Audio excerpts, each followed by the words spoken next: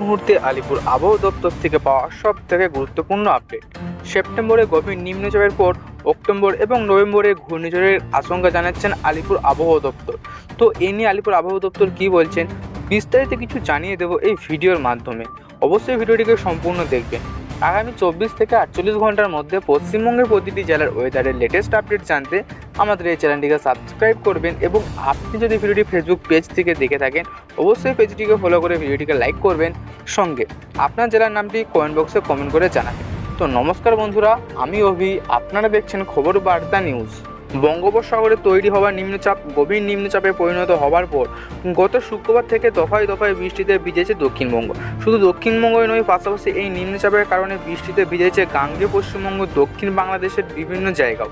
তবে এই নিম্নচাপই শেষ নয়, কেননা অক্টোবর নভেম্বর মাসে ঘূর্ণিঝড়ের সম্ভাবনা দেখতে পাচ্ছেন আলিপুর আবহাওয়া দপ্তর। পশ্চিমবঙ্গ, বাংলাদেশ, অন্ধ্রপ্রদেশ, উড়িষ্যা উপকূল এলাকায় মূলত যে সকল ঘূর্ণিঝড় আছড়ে পড়ে, এই সকল ঘূর্ণিঝড় বঙ্গোপসাগরে তৈরি হওয়ার পর স্থলভাগের দিকে ছুটে আসে। এমনিতেই মে মাসকে ঘূর্ণিঝড় প্রবল মাস হিসেবে ধরা হয়। শুধু মে মাস নয়, পাশাপাশি অক্টোবর মাসকেও ঘূর্ণিঝড় প্রবল মাস হিসেবে ধরা হয়ে থাকে। নিম্নচাপের প্রভাবে সেপ্টেম্বরের মাসের মাঝামাঝি সময় বিপুল পরিমাণে বৃষ্টির পাশাপাশি এবার অক্টোবর ও নভেম্বর মাসে ঘূর্ণিঝড়ের সম্ভাবনা দেখতে পাচ্ছেন আলিপুর আবহাওয়া দপ্তর।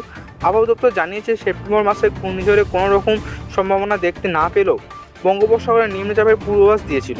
সেই পূর্বাভাস মতেই নিম্নচাপের প্রভাবে প্রবল বৃষ্টির মুখোমুখি হয়েছে গাঙ্গেয় পশ্চিমবঙ্গ সহ দক্ষিণ বাংলাদেশের বিভিন্ন এলাকা। এসবের মধ্যে বাংলাদেশ আবহাওয়া দপ্তর জানিয়েছে অক্টোবর ও নভেম্বর মাসে ঘূর্ণিঝড়ের সম্ভাবনা আশঙ্কা প্রকাশ করছে।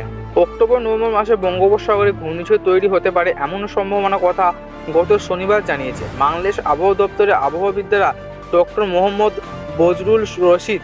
তবে এই বিষয়ে এখনও পর্যন্ত ভারতের আবহাওয়া দপ্তর অথবা আলিপুর আবহাওয়া দপ্তর তরফ থেকে কিছু জানানো হয়নি। যদিও অক্টোবর মাস যেহেতু ঘূর্ণিঝড় প্রবল মাস, তাই বাংলাদেশের আবহাওয়া দপ্তরের এমন আশঙ্কাকে একেবারে উড়িয়ে দেওয়া যাচ্ছে না। অন্যদিকে গত শুক্রবার থেকে নিম্নচাপের প্রভাবে গাঙ্গেয় পশ্চিমবঙ্গের বিভিন্ন জেলায় যেভাবে বৃষ্টি শুরু হয়েছিল, সেই বৃষ্টি থেকে ধীরে ধীরে মুক্তি মিলেছে। সোমবার দুপুরের পর থেকে বিভিন্ন জেলায় আবহাওয়ার উন্নতি লক্ষ্য করা যাচ্ছে। দক্ষিণবঙ্গের বিভিন্ন জেলায় সোমবার দুপুরের পর থেকেই বৃষ্টির পরিমাণ কমেছে।